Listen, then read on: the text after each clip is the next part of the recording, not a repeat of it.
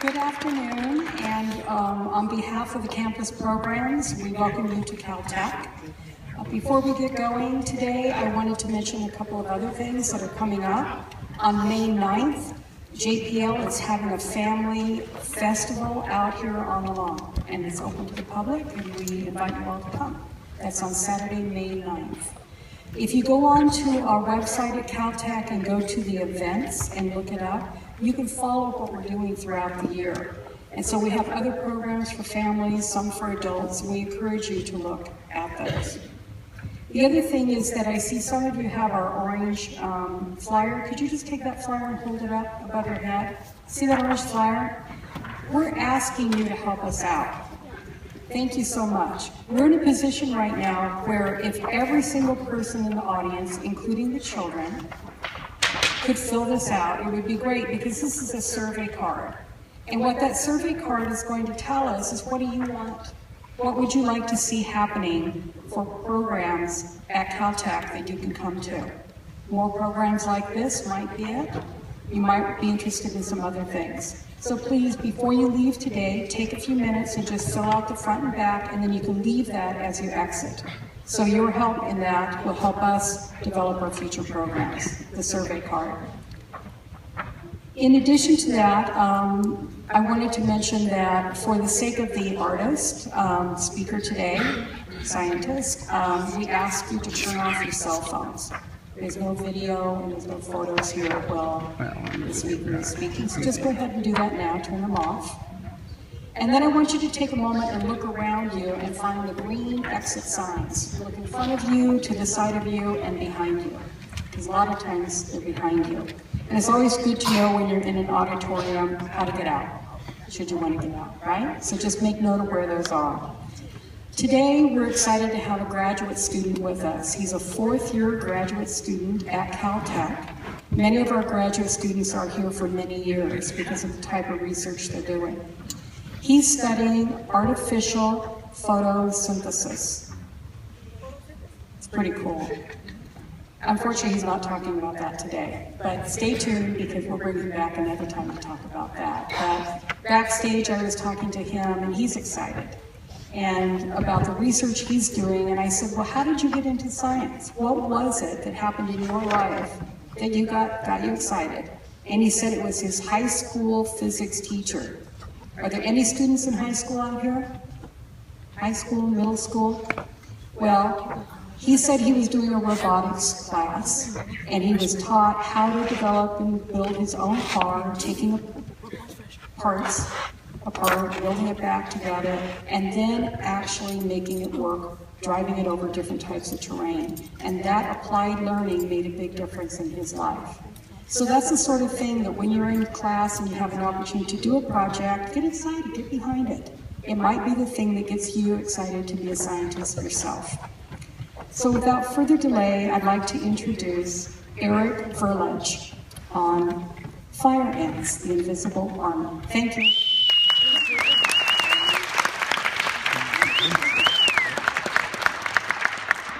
Hello, my name is Erik. I am a graduate student here at Caltech, and I'm going to talk to you a little bit about what I do, and then I'm going to go on to the video.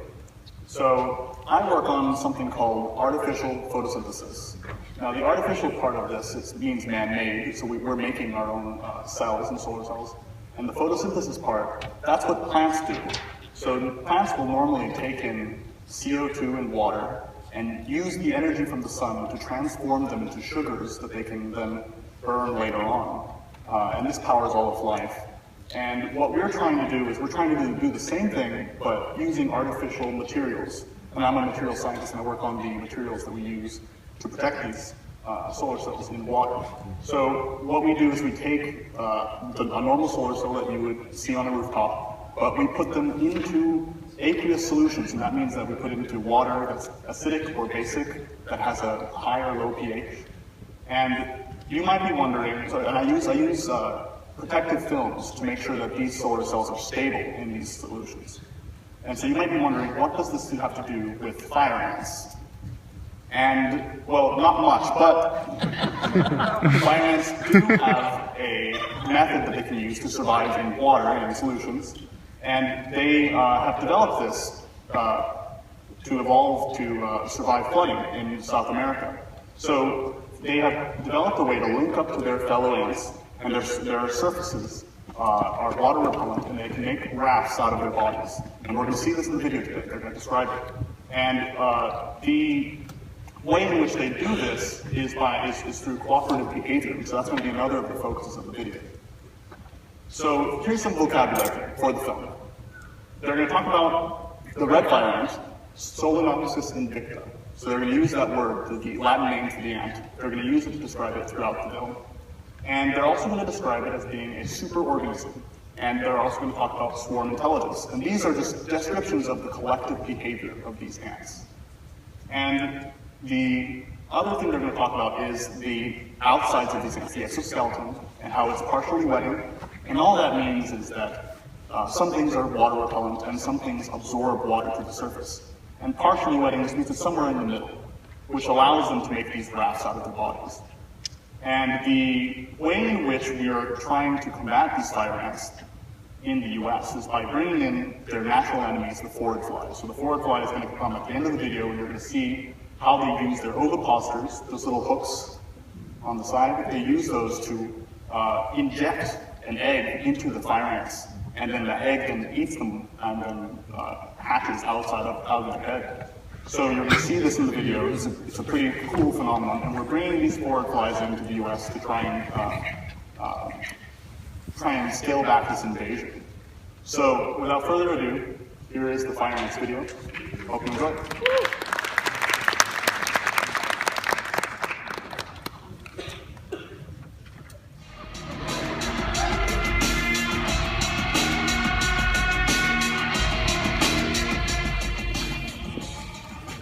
All right.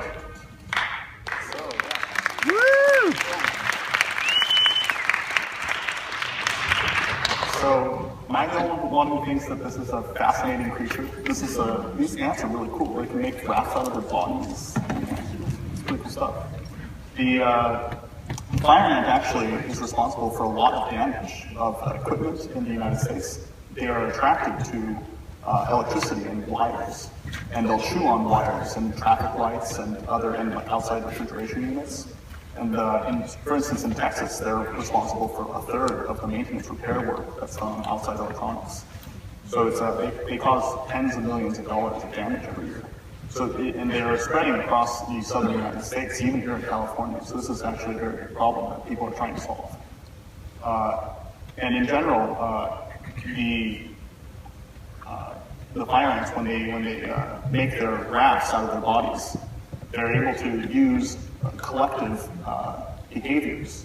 And in a moment, I'm going to talk about what that means in the term superorganism and also swarm intelligence. And so red fire ants, when they sting, they're actually pretty painful. I have a friend who almost lost his leg because of fire ants, where he got a bunch of stings from fire ants. And the wound didn't heal completely, and he didn't go into the doctor about it. And over time, it started to develop into an open sore. So these are pretty dangerous creatures when you don't get medical treatment for their stings. Let me load up my presentation.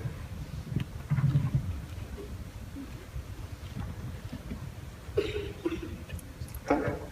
So they talked about the fact that females run and rule the ant society. So I have a question for you all. Who do you think actually runs and rules the colony? The options of the females are the female workers up here, or the fire ant queen. So whoever thinks the female workers are the ones who run and rule the ant colony, raise your hand. Right?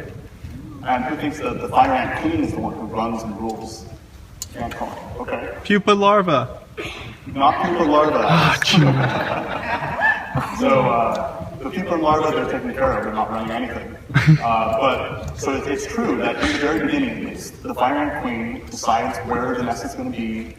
She starts her colony, but you'll see that female workers are responsible for a lot of the decisions of the colony. And even some fire ants will, if they're too close to other colonies, the stronger of the two will kidnap the pupa and larva of the weaker colony, bring it over to its colony, and then even the female workers will start to come over, and eventually the fire ant queen of the weaker colony will come and join them, and they'll start to create an even larger colony, a massive colony. This is a huge advantage over other ants that fight themselves and waste a lot of energy fighting each other. Any fire ants that are growing colony will all coalesce into one large colony. And at the end of the day, once it matures, the fire ant colony needs to decide on which queen they want to have. So the sterile female workers will kill all but one queen in order to make sure that there's only one breeding female. And so if you think that the fire ant queen is ruling the colony, she has to watch out for mutineers who are going to kill her. So what was this term superorganism that they were throwing around in the film? So we want to think about individuals as one body that does multiple activities and that breeds.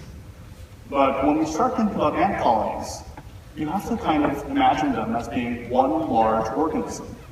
The colony only has one breeding female, and you can start to think about all of the individual ants as little hands and feet of one giant ant, or one giant colony. So whenever you see an ant scurrying around on your kitchen floor, think of that as like little hands and feet that are running around. That's part of the colony.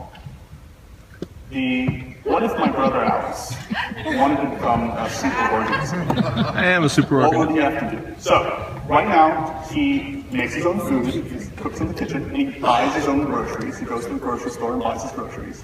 So if he wanted to become a superorganism, he'd make little Alices that would cook his food for him. Now he can sit in his chair and have little Alices deliver him food. But he'd also need some small miniature versions of himself to go get food. So he'd go send his miniature versions off to the supermarket. And if a predator started to attack his little versions of himself, then he'd need to respond, have to make little soldier Alices in order to fight off his predators. So he's made the full transition now. He's now a superorganism. All his responsibility is now is just to make miniature versions of himself to do all these tasks.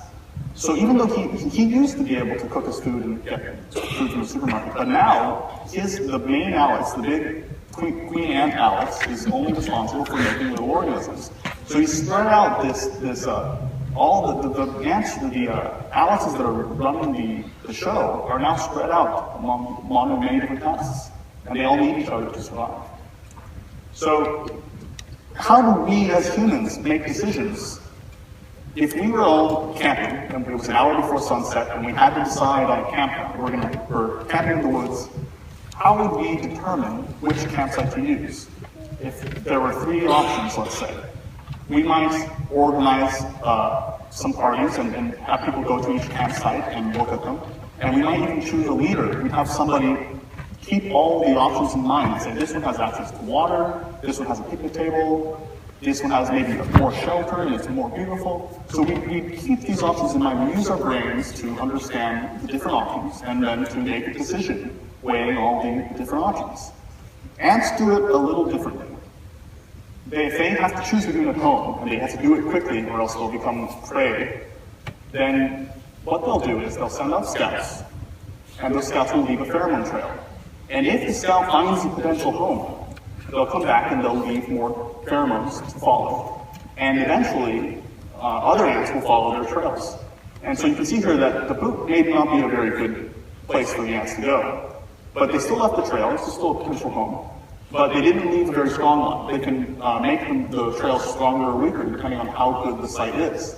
So as more and more ants go to the other 2 options, this one becomes weaker and weaker until no one's going down it anymore. And all the ants are going down the one that has a stronger trail. And the more ants that go, the stronger the trail becomes until eventually by a democratic process, they decide to go to the better option. And they end up moving into the knothole in the tree. And this is a case where this is what they discussed in the film called swarm intelligence. So without any person being in charge, without any one ant making a decision, or even a group of ants making a decision. It's just simple rules that they're following that end up solving their problems. So we can use this in robotics and in other areas to try and make small, local, simple, or self-organized robots that will perform tasks for us. And in this case, we see some robots trying to solve a task in a little pen, and we can even do this underwater. They're working on underwater robots that can communicate with each other and be able to solve tasks where a larger robot might not be able to do so. So ants have a lot to teach us about robotics. So the key points I want you to take away, what I want you to think about whenever you look at ants again, is to think about them as a superorganism. Think about them as one collective whole. And think about how they're making their decisions. They're using swarm intelligence. They're using many different pieces that are all operating with very simple rules in order to make intelligent decisions. And we can use these ideas. We can observe ants and come up with different ways of using this with robotics. We can learn a lot from the ants. So thank you for listening, and thanks for coming to Science Saturday.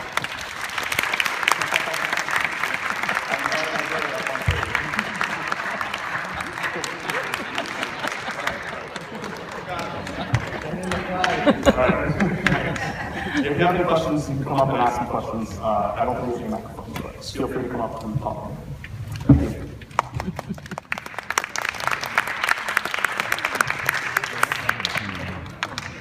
You want to picture you? Yeah.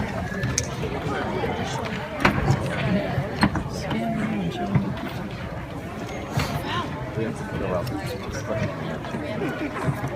fill out the question. Let's do the survey.